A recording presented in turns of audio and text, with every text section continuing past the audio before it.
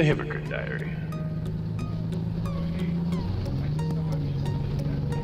To ramble on upon an ideal, a story of sorts, an exploration of the nature of humanity and the programming of society, the carrier and transition of the story would be the narrator. As you watch from your location, from the viewer, we see a bridge, and we zoom from the bridge to various characters of life, to explore something within ourselves and human nature. The core. We as humans are hypocrites.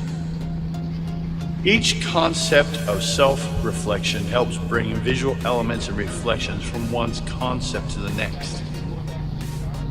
The dialogue is the transitions as well as the comments upon what we saw and what we are going to see. It's not that I'm a voyeur. I know this because I'm only interested in the surface vision, not the truth, if such a thing exists. I draw more pleasure in the implications that it brings, the stories that could exist, the design of the scene, and the people are props.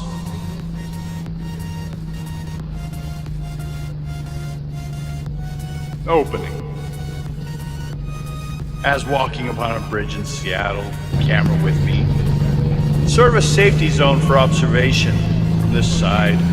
It all looks unreal in a way, though it is more accurate than what I see with my eyes.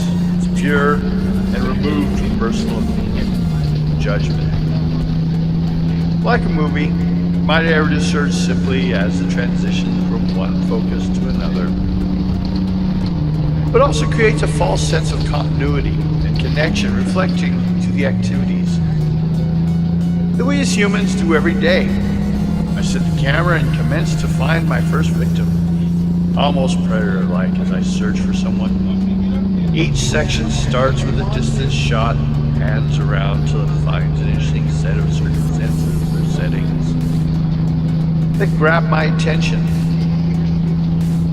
Sometimes temporarily passing that which focused, then tempting the viewer as I pass it to create the tension of, hey, I wanted to see that, only to return to its true focus, using the setting sun as a time clock that measures the day as a sort of countdown to a concept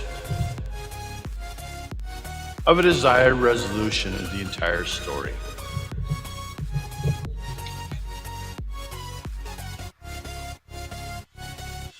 The story will end before the rising sun of the next day. This helps build the tension.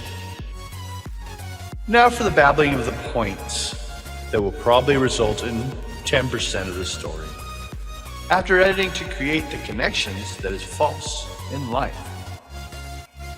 But we all desired existence as we question reality in our artificial civilizations. This is part 1 of 4 of what I will call the Hypocrite Diaries.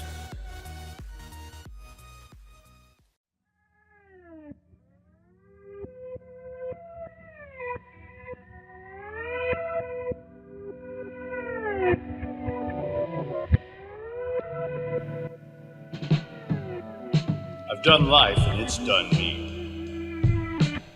My flaw, others credit to me as a strength. I only seem to exist in the here and now during the extreme. Anything else simply is a waiting spot. Why? That's why I'm here. I proclaim with the knowledge that only one can have of oneself what I'm capable of. I know that I'm capable of reading. More so, I happen to enjoy it. Now that I think of it, that's not quite true. I enjoy the self-serving evils, not those that harm others. This is why others see me as a good person. The source of this desire is not wanting not to harm others. Its source is from being hurt and hurting others. More honestly, it's too easy to hurt me. Only desire what is difficult for me to reach. If it's an easy thing to obtain, it wasn't worth the trip. And I tend to pour of it quicker than I obtain it. If I asked to choose between pleasure and pain, I would say pleasure as I dove headlong into pain. This is the key to my lack of interest in the common religious denominations of our times. It promises a reward of a life with no pain and total bliss. I admit, my lack of foresight limits me from ever seeing this as a desirable goal. I measure my life in the pain. Each moment of great pain was a discovery and building of a new strength. If I have no pain or challenges, I have no life. Or more precisely, I would have life without the ability to truly live it. Others judge my actions, not my reasons. That drives me to guess that the end for our society is justified by the means. My driving force is that no one ever grows up to be like me. Many times in my life I've hated who I am, yet never have I wished to be anyone else. Aren't I a sick puppy? To put it simply, I am a hypocrite. Constantly I desire one thing, yet I choose another. Yet admittance of my past and the crimes of them, usually at the never-ending nagging of others. Once heard, they never believe. When I've lied, I've found others were happy and rewarded. They gave me pleasure. When I've told the truth, I've been hated and left alone. That's good and bad. If others truly knew me, they would fear me. Hell, I do. That's because I know what I'm capable of.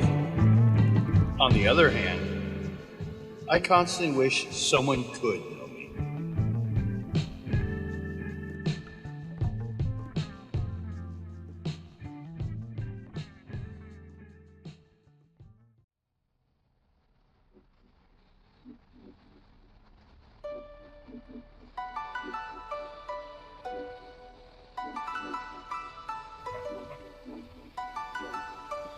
I guess this is keyed upon the connected desire that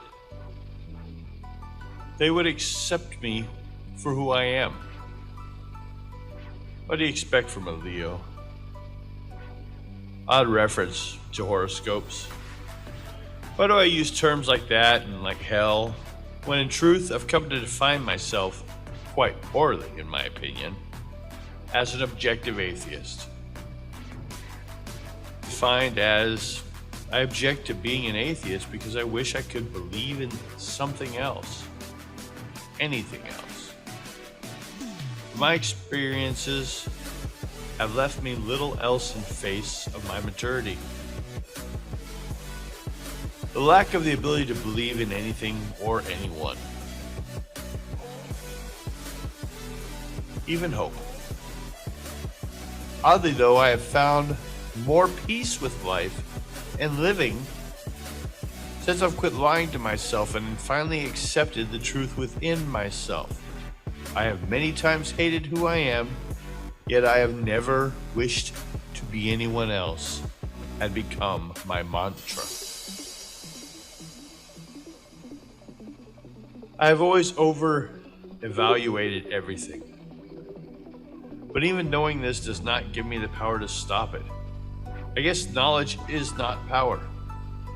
I can know something is wrong, but it in no way directs me to act differently. Instead, I will watch and derive pleasure as I know that inside myself it's wrong. Usually this is felt with a weak response of, but it felt good. Oh, pitiful. But completely without influence upon my actions. I guess it's not always knowledge that is power. Knowledge is potential power, like a battery. But action is power. Example in love. Myth of our society is it's the greatest power in the world. This message litters our stories and our movies, even the mythology of our times.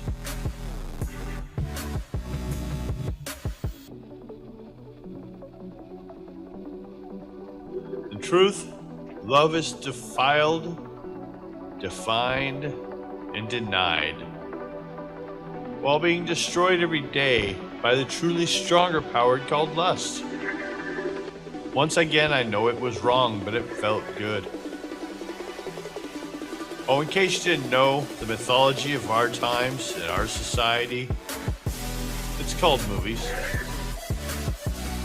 Do you honestly think we as an American society would ever accept a black man as a president unless the first movie showed us an example of a good man who happened to be black as president? My personal experience of our society and its selfish-based concepts says no. I desire to create movies so that maybe if I create the world that I wished existed, in some way it would become real. Although my desire to create it is based upon the experience-based ideal that it does not exist. So by my education, I learned that I cannot create a movie based upon something that I honestly do not believe in. But can my pure drive and desire to have it exist be enough? Can it be fed solely upon the pipe dreams and drives of my heart over the facts of that I truly believe of my head and experiences? But what are experiences but biased, opinionated perceptions that I have held based upon a catalog solely supported by my point of view? An ongoing evaluation of my life, reelected and rejected by the catalyst of occurrences of how others have reacted to me based upon their own perceptions, through their own catalogs of experiences as to who I am. I can't blame them if the truth is lost.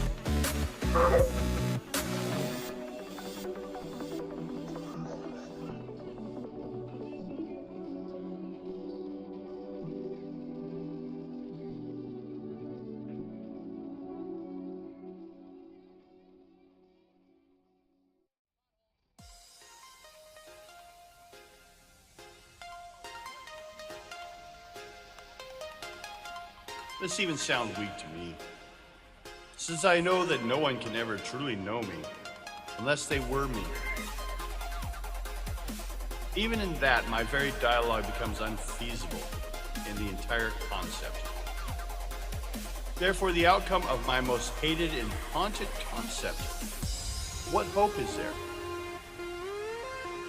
My mind says there is none, so I lose hope. But in my actions of looking, does that not call forth a question of, do I still feel hope?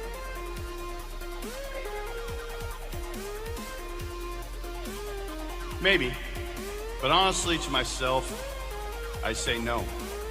I watch with the hungry eye of the spectator who is awaiting for the crash. Part of me wants to be proven wrong. As I said, I object to what I've become. But deep inside is the constant nagging fear. What if I'm right? That is where my hope is. I hope I'm not right. I can't be. I don't want to be right. And like some twisted Hitchcock script, the worst always happens. And I say, wow, I didn't expect that twist in the plot. And look around for approval from those around me. Because in truth I did. Sounds egotistical, but keep in mind, the twisted little morals of everyday life and the stories we hear repeated every day in that life.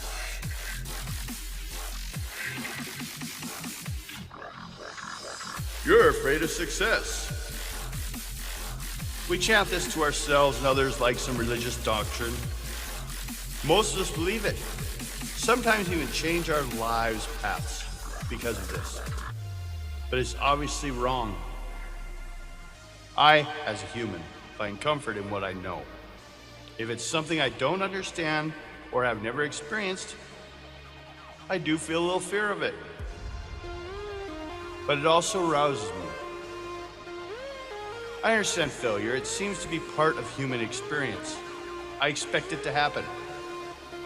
I even feel compassion for others when they fail. Why not? I know how it feels. That is an experience we all share. Thus, it's obvious that what I fear is the unknown. This, oddly enough, is also a social catchphrase. Right next to, we're all afraid to fail. In truth, what most of us are afraid of is success. This is new and quite frightening. If we succeed, we're going to have to deliver on all those things that we've always bragged about, that we would do if we made it. Wow, responsibility of action. Even the statement sounds chilling and foreboding. Conjure the response. Oh my God, I hope that never happens to me. Kind of like growing old. In other words, being around long enough to pay for the sins of our past. So much better to live hard and die young. We all want to be different, but as well defined and fit in to the tribe of others like us.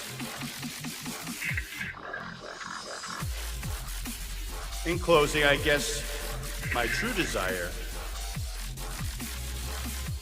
is my desired end scene to this life. May not my death be the quiet result of having lived.